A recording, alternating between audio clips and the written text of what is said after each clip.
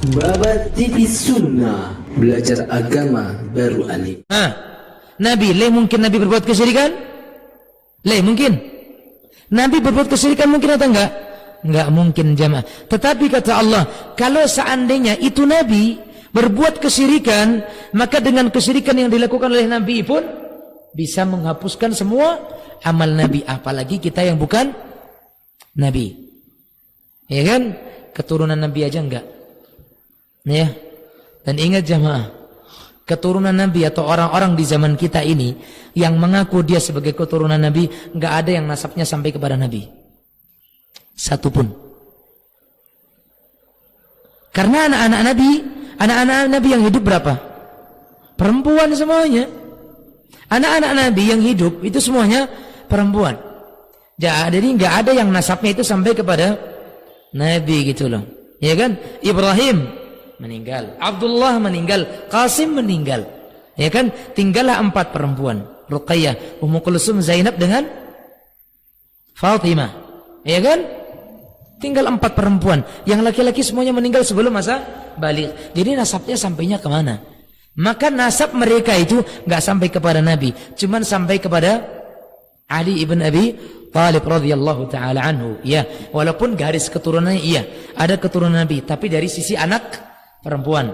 Sedangkan nasab dalam bahasa Arab atau nasab dalam agama Islam itu dikenal dari jalur laki-laki ya, jalur bapak. Jadi nasab orang-orang yang mereka mengaku para kekasih-kekasih Allah, habaibun wa habibun, ya, para habaib dan para habib, itu nasab mereka enggak ada yang sampai memang kepada Nabi dari jalur nasab laki-laki ya. Artinya nasab mereka sampai kepada Nabi iya, tapi dari jalur anak perempuan, bukan dari jalur anak laki-laki.